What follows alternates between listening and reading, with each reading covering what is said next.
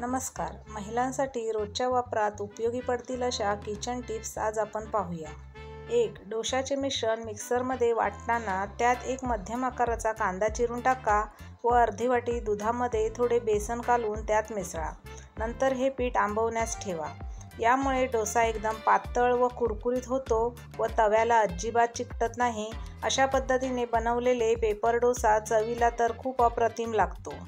2. दुकानातून आणलेले पेढे उरल्यास ते बासुंदी करताना त्यात मिसळावे. अशी ही बनवलेली बासुंदी चवीला खूप छान लागते. तर बुंदीचे लाडू उरल्यास कुस्करून त्यात दूध घालून त्याची खीर करावी. ही खीर चवीला खूप छान लागते. 3. आपले वॉश बेसिन जर स्टीलचे असेल तर त्यावर गंज किंवा इतर डाग असू शकतात. ते साफ करण्यासाठी तुम्ही बेकिंग सोडा आणि लिंबू या दोन्ही गोष्टी समप्रमाणात घ्या आणि एक जाड घट्ट पेस्ट तयार करा. आता ही पेस्ट डाग असलेल्या भागांवर लावून ठेवा. 10 मिनिटं डाग असलेल्या भागावर ठेवल्यानंतर भांडी घासण्याच्या घासणीने घासून धुवून किंवा ओल्या कपड्याने पुसून टाका. बेसिन एकदम स्वच्छ व चकाचक होईल. 4. वांगे, दुधी किंवा इतर कोणतीही फळभाजी भाजण्यापूर्वी त्याला तेलाचा हात लावून वरून त्यावर काट्याने छोटे छोटे छिद्र म्हणजे छोटे छोटे होल करावे. मग ते व्यवस्थित आतूनही भाजले जाते. 5. पावसाळ्यात तुमच्याकडील इलेक्ट्रॉनिक गॅजेट म्हणजेच इलेक्ट्रॉनिक वस्तू जसे रिमोट, मोबाईल इत्यादी ओले झाले असतील तर ते लगेच बंद करा आणि सुक्या टॉवेलने पुसून घ्या.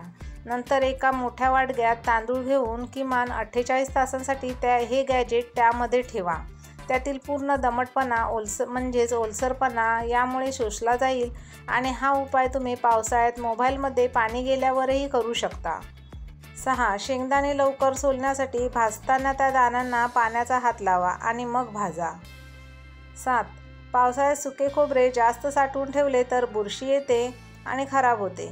तर यासाठी खोबरे तांब्याच्या डब्यात आत खोवून ठेवावे किंवा खोबरे किसून किंचित तेलात भाजून मग थंड करा आणि ते हवाबंद डब्यात भरून फ्रीजमध्ये ठेवा.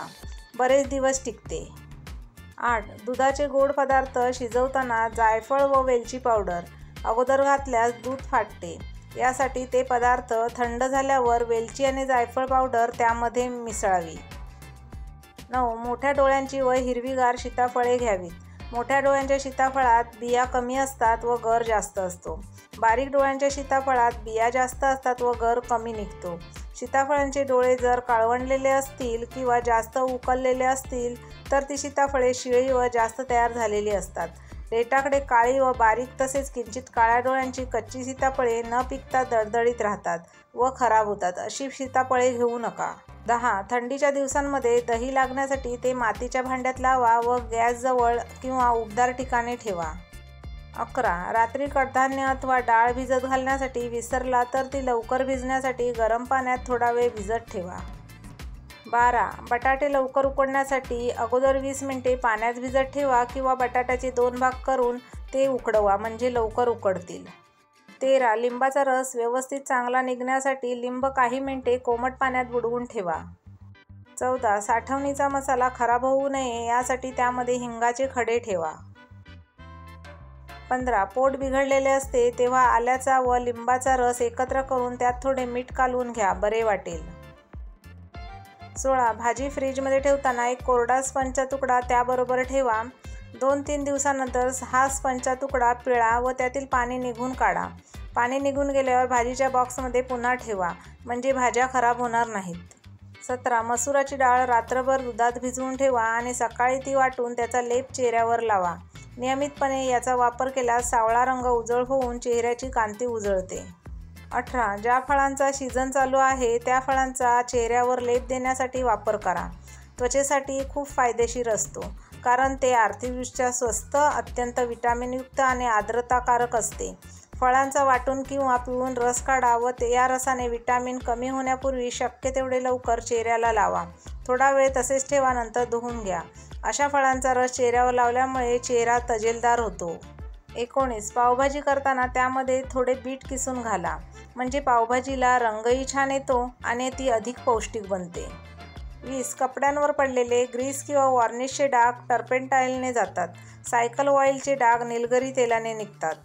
21. नूडल्स मोकळे होण्यासाठी शिजवताना त्यामध्ये 2-3 थेंब तेल टाका. आणि शिजवल्यावर गरम पाण्यातून निथळून थंड पाण्याखाली धरा, म्हणजे नूडल्स मोकळे होतील. 22. हिवाळ्यात खोबऱ्याचे तेल घट्ट होऊ नये म्हणून त्यात कॅस्टर ऑइलचे थेंब टाका आणि चांगले हलवून घ्या. 23. पोटाची चरबी कमी करायची असेल तर भाकरीसोबत कांदा खा. लिंबू मिसळून पाणी प्या. जेवण दिवसातून 2दाच करा आणि रात्री झोपण्यापूर्वी 1 ग्लास कोमट पाणी किंवा कोमट दूध प्या. 24. जर कुणाला पोटाच्या गॅसची समस्या असेल किंवा वजन जास्त असेल तर रात्री जेवणानंतर आणि दुपारच्या जेवणानंतर लसणाची 1 सोललेली कळी खा. यामुळे पोटाची समस्या दूर होईल आणि वजन वाढण्यासही प्रतिबंध होईल. 25. फ्रीज साफ करताना प्रथम फ्रीज बंद करा आणि फ्रीजमधले सर्व काढता येण्याजोगे सर्व भाग काढा. मग हे भाग साबणाच्या पाण्याने धुवून पुसून सुकवून घ्या. तसेच आतील पृष्ठभाग पाणी आणि बेकिंग सोडा किंवा पाणी आणि व्हिनेगर हे मिक्स करून धुवून पुसून सुकवून घ्या. मग त्यातील सर्व वस्तू लावून घ्या. मग फ्रीज चालू करा. अशा पद्धतीने फ्रीज साफ करा. वरील नेहमीच्या वापरात येतील अशा खास किचन टिप्स तुम्हाला उपयोगी वाटल्या असतील तर व्हिडिओला लाईक, शेअर आणि चॅनलला सबस्क्राईब नक्की करा. थँक्यू. धन्यवाद.